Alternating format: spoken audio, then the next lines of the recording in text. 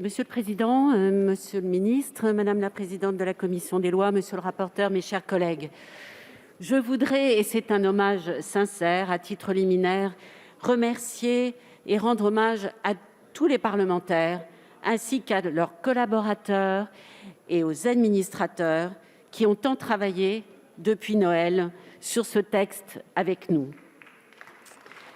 Il faut souligner que cette implication est à l'origine de beaucoup des améliorations du texte. Vous le savez, la commission mixte paritaire n'a pu aboutir et je n'épiloguerai pas sur cet épisode regrettable et qui ne va sans doute pas contribuer à rehausser l'image du Parlement dans l'opinion de nos concitoyens. Je préfère m'en tenir au texte que nous allons examiner et qui est issu de nos débats hier soir à la commission des lois.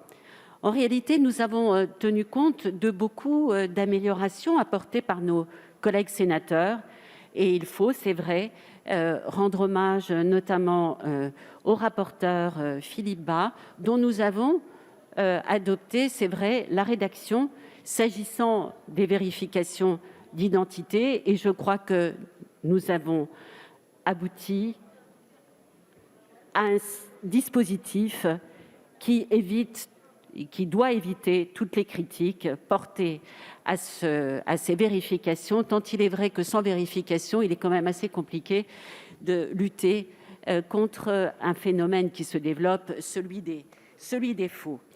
Je ne vais pas ressasser cet objectif principal qu'est la vaccination, mais enfin, la plus large possible. Mais enfin, c'est aussi l'objet de ce passe vaccinal et donc du texte qui nous est soumis, avec l'idée qu'il faut renforcer aussi les moyens pour persuader nos concitoyens de se faire vacciner.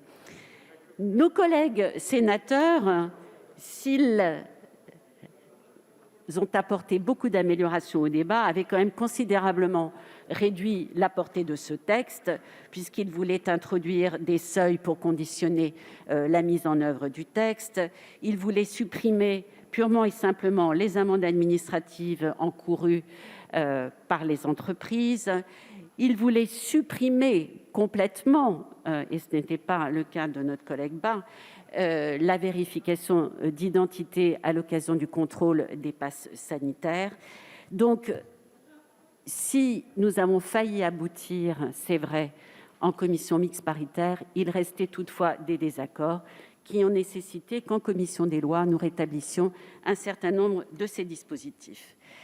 Nous avons, en revanche, et je crois que nous devons nous en féliciter, s'agissant des mineurs, adopté une rédaction beaucoup plus lisible. S'agissant des mineurs de 16 ans, ce sera le pass sanitaire, donc pas de passe vaccinal, quelle que soit l'activité envisagée. Notre réserve, s'agissant du Modem, de notre groupe, concerne le dispositif du repentir.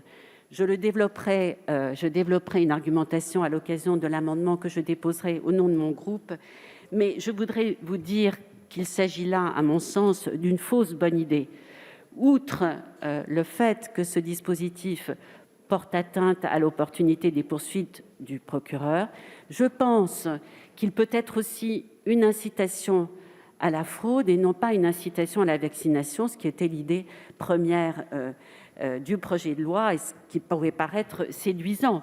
Parce que lorsqu'on donne à l'auteur d'une infraction les moyens de se soustraire à toute sanction, je crois qu'il lui est loisible de se dire « ce n'est pas grave, je peux toujours utiliser un faux pass, puisque si je me fais prendre, j'aurai la possibilité d'échapper à toute sanction en me faisant vacciner ». La vaccination n'est pas une sanction, mes chers collègues. Au-delà de cette réserve, notre devoir, et nous l'avons dit, est de tout mettre en œuvre afin de mettre un terme le plus rapidement possible, sinon à l'épidémie, au moins à cette crise sanitaire.